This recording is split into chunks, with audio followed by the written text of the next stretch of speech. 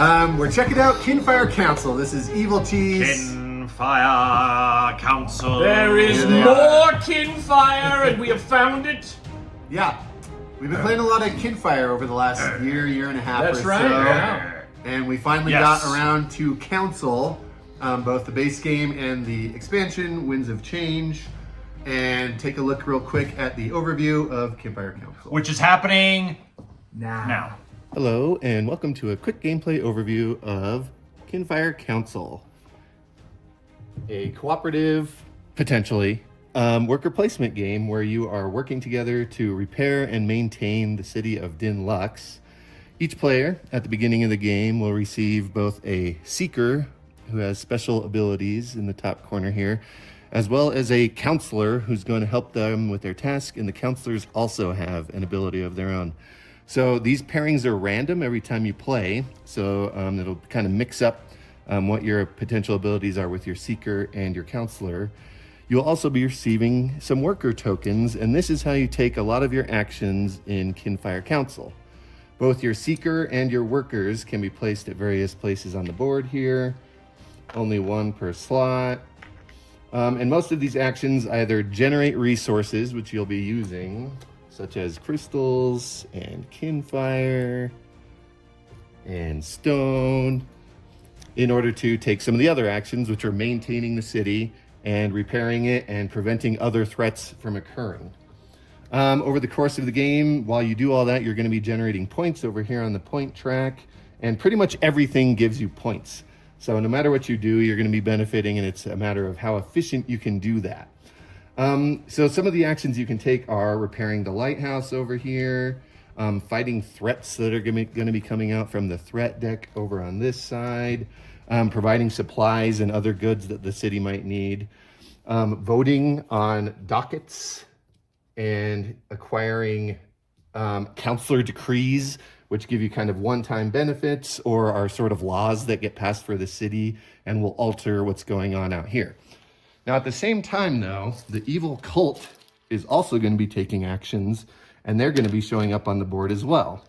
So this both blocks where the players can go, and while the players are scoring points over here, so is the evil cult. So if the evil cult ends up with the most points at the end of the game, all the players lose. So that's the cooperative sense. However, in a 3 or higher player count game, one of the players can also choose to aid the cult and become a cult conspirator themselves. So it can potentially become an asymmetric sort of team game, depending on if a cultist conspirator exists or not.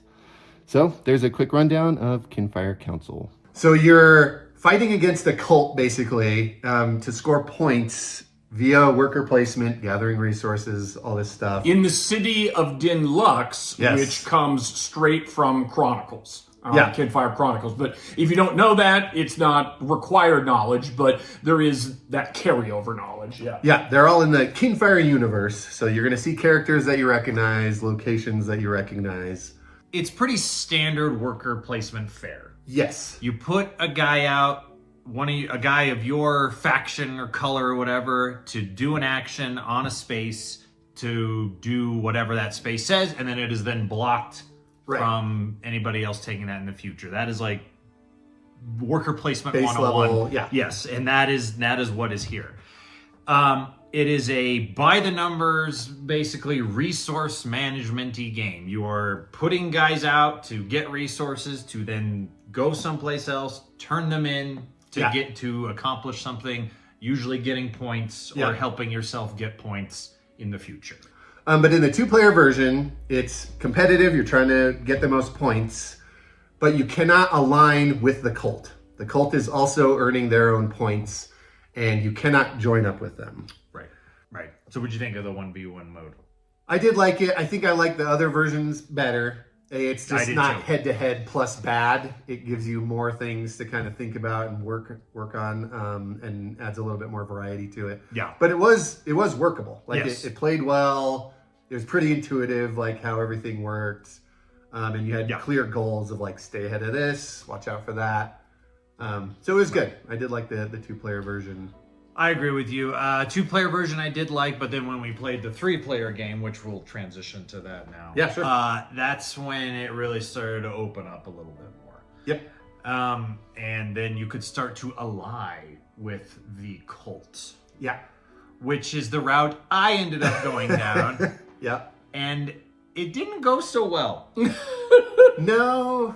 The cult's points was hard to... So if you ally with the cult, it's hard. There's only a few spots that really help get the cult points actively.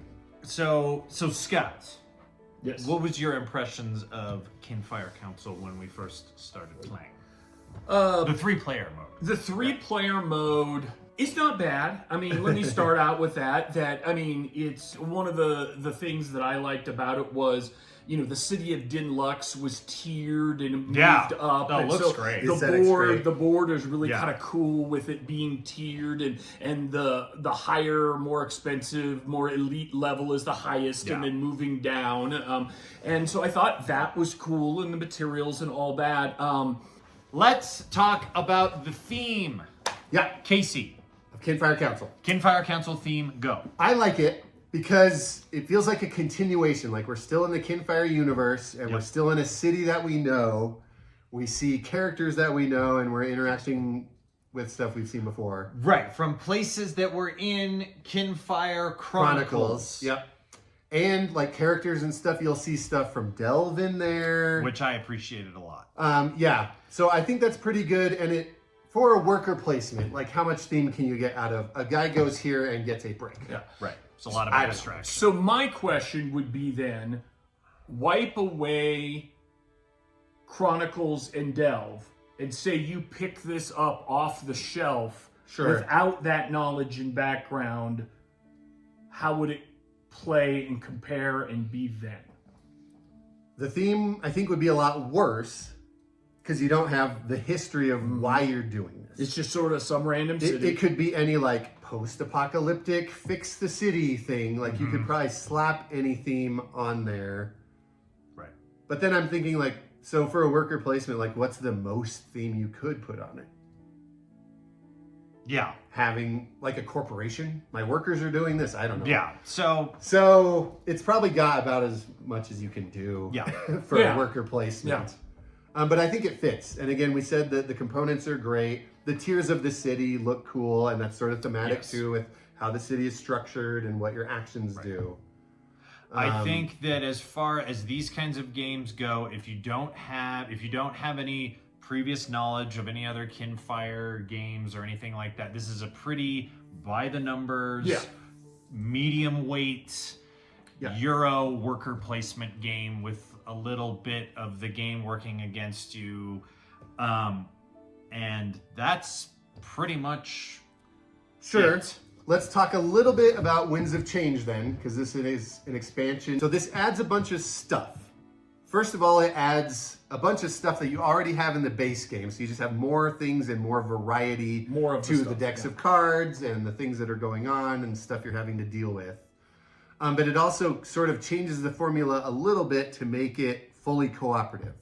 For instance, in the cooperative version, all the players have to have more points than the cult in order for everybody to win. Which is super important to keep in mind. It is. It's a very much like you are the weakest link kind of thing. Yes. Like everybody has to work together to help whoever is trailing. It doesn't change the base game much at all. No, the actions are which pretty is similar. Really nice and refreshing. Makes it easy to get into. Like if you've played the base, you can get going on this. There's hardly any other I like the co-op so much better than the competitive part of it. It just felt more in the line with Kinfire, in the line with theme. I felt so much better about the co-op than sort of the individual competitive version. Yes. So let's talk about the comparisons between these.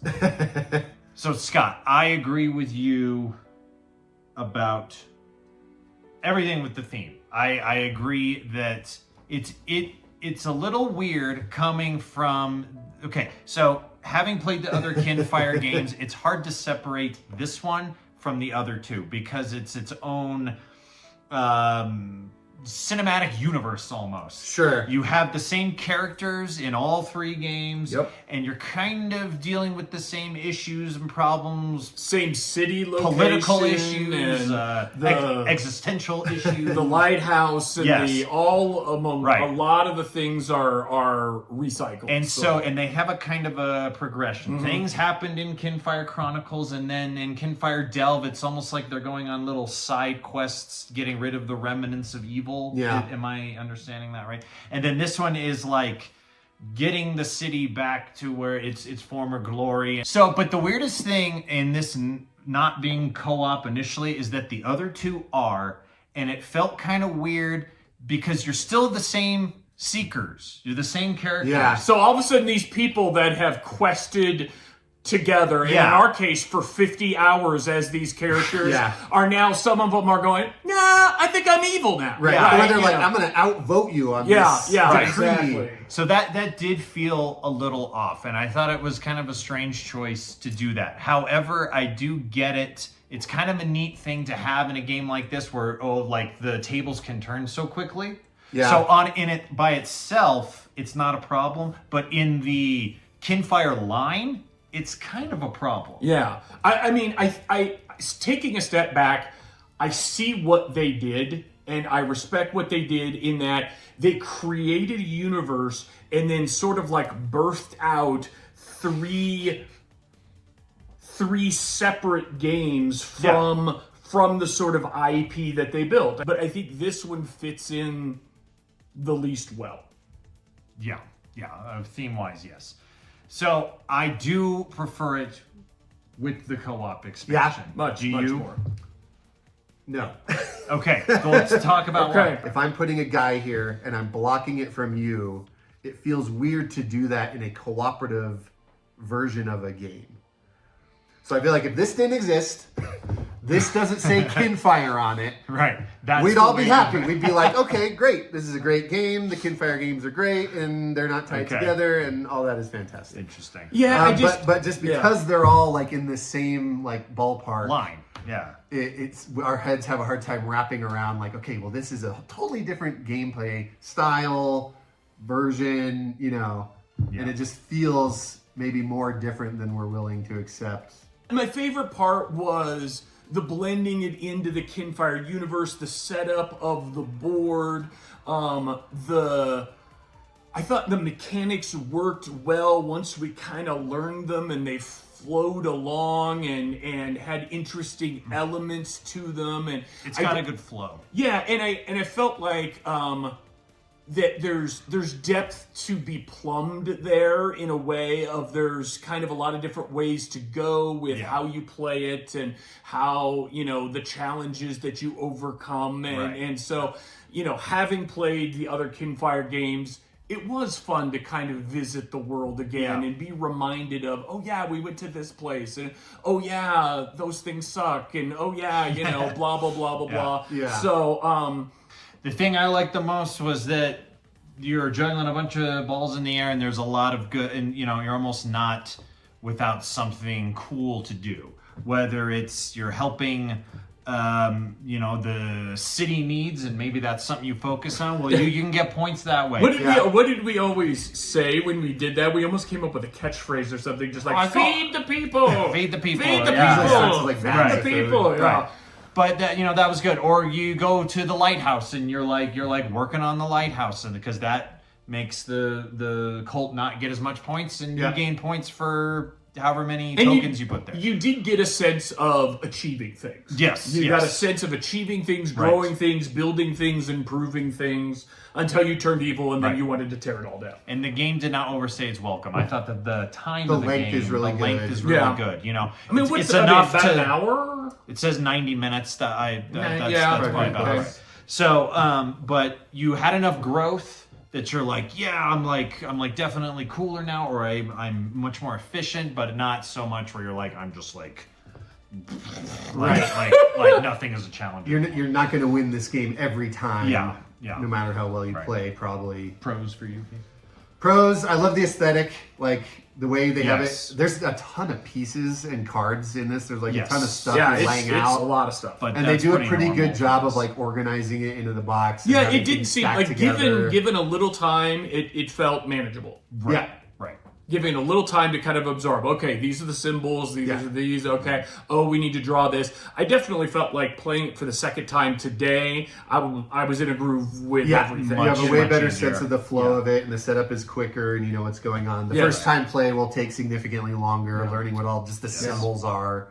Which was ironic that it was so smooth and fast playing today, and we were helping each other out and supporting each other, and still lost. Yes. got our ass kicked. So, Yeah. cons, Casey. My biggest con, and this sort of coattails a little bit on Scott's, is there's a lot of variance here, both in terms of player power balance, and like when you're upgrading your workers and stuff, some feel a lot more useful than others, especially depending on what seeker you get. Like certain combinations can be very strong or feel like they basically did nothing. Yeah, I just remember you, like, you know, you could upgrade like different, like there's like what 6 different like career Worker things that each upgrades, give you an advantage. Like the guard can arrest people and go to the space and get the resources at the same time. And Casey was just like I want to see how many different careers I can give to this one guy. It has This like, one you worker know, can all do of them. it all. Yeah, and it was just like, and I'm sitting there like starved, like I had upgraded no one at that time, and I'm just like, Yeah. So that's a lot of variance, and then also the threat deck. So not only is the good stuff you can do have a big range, but also the bad stuff that can happen also has a huge range. Yes. And at the end of the game, there's a bunch of hidden cards that show up that you kind of have to like hope you're ahead of. And We that thought range we can were. be massive. It can be like Yes. 10 points to like 60 or like 100. If you have a bunch of cards in there, it could be an amount that there's just no way you could possibly plan. I mean, how for. many were in there? Like 50 or 60 points? Yeah, with like 3 or 4 cards. Yeah. So that feels like it could be kind of an all or nothing thing. Yeah, I mean, even regardless of how you play. It was the weirdest Which feels feeling kinda bad. of like, we felt like we played well. We felt like we took care of all the different things that would give the bad guys points and limit our points. And we boosted up our points and we did this. And then to flip over those cards and just got crushed by it, it just seemed so arbitrary and so like, you know, we were even looking at each other like, I don't know what we could have even done to overcome this had we known it, even like at the very beginning. Right. And so, yeah, And definitely. I think that might be a big factor as to why I think I like the completely competitive version better, is it's less all or nothing. Yeah. And like, well, that just screwed everybody at the table, versus how well did you outmaneuver everybody, including those cards, to come out ahead. I could see that. Casey, you convinced me. I'm changing my favorite mode. I'm going to go with the competitive mode now, too. Yeah. I think it just works better for worker Oh, no. You placement. see, we had so much more fun with the co-op mode until we got screwed. Right, but I think that is the swinginess of it is the biggest. So the potential screwing is just too and great. because you don't even know.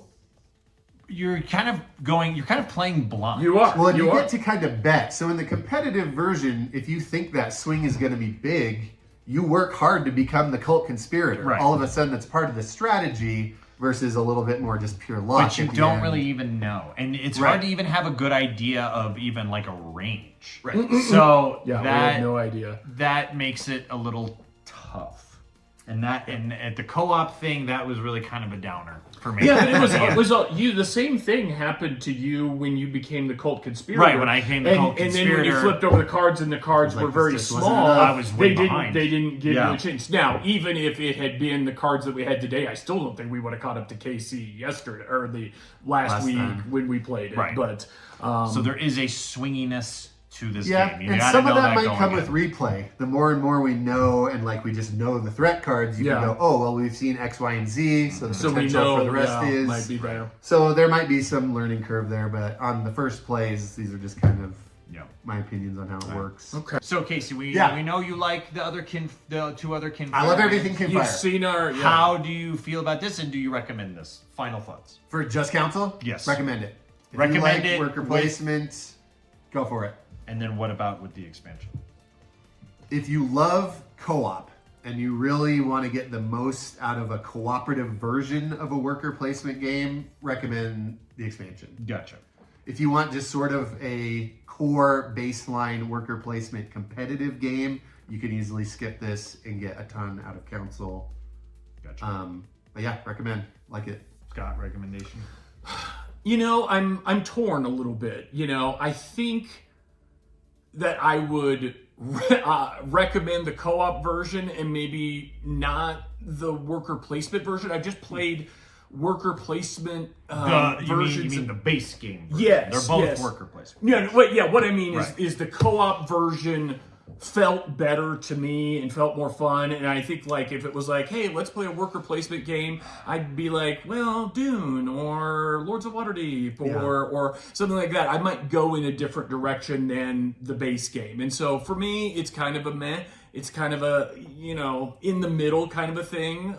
It's not a bad game. It's not a bad game, and I think it does work well. And if you love worker placements, I bet it's right up your alley, right? You know, because there are some unique things about it, and especially if you love the Kinfire universe, that ups it again. But for me, I would say I enjoyed the co-op more than the non-co-op kind of version of it because I thought it was more unique. So that's kind of where I'm at. Right. Cool. Eric, do you recommend? Incredible Dream has made some really, really good games in this Kinfire line. This is a good game, but like you, Scott, I feel like you and I feel a lot very, very similar to this. I'm torn too. I'm torn, and I think because I am so torn, I'm going to not recommend, simply because it's a little bit too much of a departure with the other Kinfire games. It's not bad. I want to make that clear. No, too. yeah. The game is not bad, but if you're gonna do something like this, I just think that there's other things better. There's that greener are comparable. pastures. Yeah. And probably the both ways. swinginess. There's greener pastures in the Kinfire world, Yes, and there's greener exactly. pastures in That's the worker why- placement world. That's exactly it, and Well- that's why I'm not giving it a recommend. But I don't hate it. It's not bad.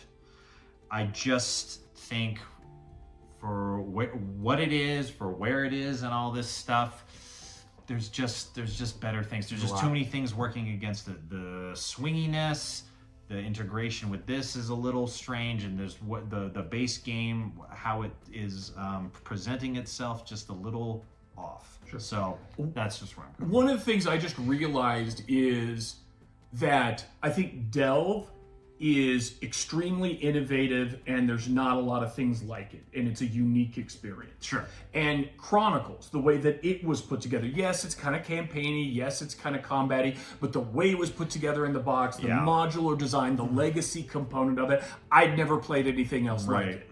This one I had. And so that to a little me... more derivative. Yeah, There's some so at feld the end in of the here. day, that was the biggest deciding factor for me. Gotcha.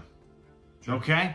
Well, I will say, playing all of these in their totality now gets me excited for whatever's next. Me too. In the Kinfire universe. me too. I'll Now, always be do excited for a Kinfire game. Do we have any hints as to No what's idea. next? No I idea. have no idea what they're working on for Yeah, next. I would Might be say- a whole new universe. Who knows? Right. I would say Incredible Dream has done great work. Innovative, creative, executed Beautiful. art style and construction style materials on all of their games, and I would be very interested in either Kinfire or another universe or something else came up by them. I'd be certainly willing to give it a try. Absolutely. And have really enjoyed getting to delve into the Kinfire universe that we have through the time that we've put into these games.